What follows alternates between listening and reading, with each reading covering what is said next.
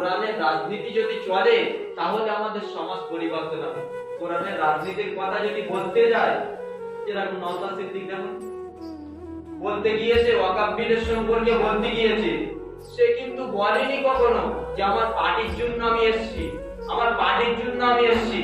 সে গিয়েছিল কলকাতায় ওয়াকফ বিল, যে আমাদের মসজিদের জন্য, আমাদের মুসলমানদের মসজিদের জন্য গিয়েছিল। যাওয়ার পরে তাকে এমন মারা হয়েছে, তারপরেও আমাদের কিছু মুসলমান হাসে, লজ্জা শরম নিয়ে বেহায়া। তারা মনে করে তাদের রাজনীতির জন্য করে আছে। তারা বিশ্বাস, তারা তো সারাদিন একটা জলসা করলে 50,000, 60,000, 70,000 তাদের বাড়ি খাওয়া হয় না। তারা তো দিনই 10টা 20টা করে 4 চাকা দাঁড় করবে আর ঘুরবে আর খাবে দাবে ঘুরবে। কেন আজকে নির্ভর জাতির জন্য লড়াই করছে? কেন রক্ত বিল হচ্ছে? তানাকে 2 থেকে 3 বার আরো বেশি বার আক্রমণ করা, এটা মুসলমান জাতির জন্য অনেক লজ্জাজনক ব্যাপার। আমরা জাতি বুঝি না, আমরা জাতি বুঝি না যে আমাদের কাকে ভোট দেওয়া দরকার বা কাকে অনুসরণ করে চলা দরকার। আজকে এসআইআর নিয়ে হাঁটছেন সমস্ত পার্টির নেতারা বসে রয়েছে। একটা নিরীহ মুসলমান ফজরের পরে নামাজ পড়ে যাচ্ছে, তাকে বইসে রেখে সন্ধে করে দিচ্ছে, করার পরে বলছে তোমার এসআইআর এর ফর্মে 3টে ভুল এসেছে, এই কারণে তোমার এমন করছে। মুসলমান জাতির জন্য এক একটা নেতা আছে কলঙ্ক, এমন করছে। কিন্তু আমাদের দেখেছো, আমাদের যে বিশ্বাস দেখেছো, যে লোকের বাড়ি বসে করে দিচ্ছে, সে একটা এমএলএ, সে চাইলে ঠ্যাংনা দিতে পারে, বসে থাকতে পারে, দাপট দেখাতে পারে। আবারও কোনো কুকুর এভাবেই বলছে কেন সে যাবে, সে তো এমএলএ, সে 2 দিন পরে ভ্যান চালাবে। একটা কথার ভিতরে পড়ে এটা। নেতা আছে, মাল ঝেড়ে খাচ্ছে, তাতে কোনো ব্যাপার না।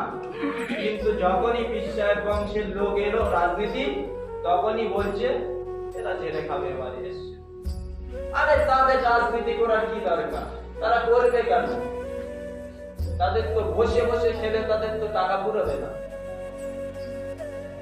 তাদেরকে আল্লাহ এমন ইজ্জত দিয়েছে, সম্মান দিয়েছে, তাদেরকে ভালোবাসে 1000 কোটি মানুষ। তারপরেও এসে কেন ময়দানে এসে মার খাবে? খাওয়ার কারণ আছে। নির্ভীক মানুষরা নিজের ইজ্জত নিজে খুঁজে পায়, নিজের মাল নিজে খুঁজে পায়, নিজের জীবন নিজে খুঁজে পায়। হকের পথে থাকলে বাধা আসবে, এটা তোমাকে রাখতে হবে, এটা তোমাকে মনেই রাখতে হবে। হকের পথে মুহাম্মদ সাল্লাল্লাহু আলাইহি ওয়াসাল্লাম ছিল, বাধা এসেছিল না? আসেনি? অনেক বাধা এসেছে। আসার পরে এমন নবীর পিঠটা পর্যন্ত চাঁদের মতো ছিদ্র হয়ে গেছে, আমরা হাদিসে পড়েছি। খুব কষ্ট। হকের পথে থাকলে বাধা আসবে, এটা অপরিহার্য। কিন্তু তুমি দুর্নীতির পথে থাকো, খাবে দাবে কুকুরের মতো ঘুমাবে। কুকুর দেখনি নিশ্চিন্তা খায় দায়, নিশ্চিন্তা ঘুমোয়। এখন আমাদের পার্টির কথা নেতা হয়ে আমার খায় দায় নিশ্চিন্তা করে কুকুরের মতো, পুরো কুকুর। মুখ দেখবে কোন চেহারার ভেতরে কোনো মিল নেই। একটা মুসলমান ব্যক্তির সাথে তাদের মুখ মেলাবে, চেহারার ভিতরে কোনো মিল নেই, একদম কুকুর অবিকল। কারণ কি? তারা খায় দায় ঘুমায়।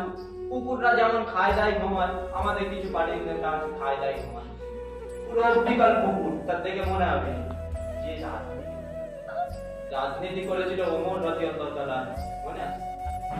ওমর রাদিয়াল্লাহু তাআলা আনহু রাজনীতি করেছিলেন, এমন রাজনীতি করেছে। একদিন ওমর রাদিয়াল্লাহু তাআলা আনহু এক নির্জনী জায়গা থেকে ঘুমিয়ে আছে, আর এক ব্যক্তি এসে বলে, তখন বিশাল জাহিলিয়াতে যুগ ছিল, বন্দুক তরোয়াল ছাড়া মানুষ ঘুরতো না। এক ব্যক্তি এসে বলে, ওমর তুমি যে এই নির্জন জায়গাতে একা ঘুমিয়ে আছো, তোমাকে কেউ যে দিয়েছে তরোয়াল ঠেকিয়ে পিস্তল দিয়ে তোমাকে মার্ডার করে দেয়? বলছে আমি ওমর আমাকে মার্ডার করবে?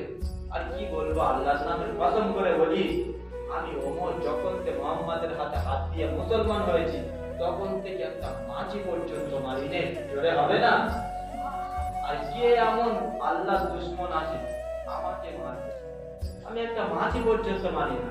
আর আমাদের দেখবে বাপ রে বাপ, নেতারা মারছে না, ভেড়িছে ইতিহাস। ঠিক আছে, টাকা দিয়ে দিচ্ছে, কাজ হয়ে যাচ্ছে। এরকম নেতা পাওয়া যাচ্ছে তো? হ্যাঁ পাওয়া যাচ্ছে।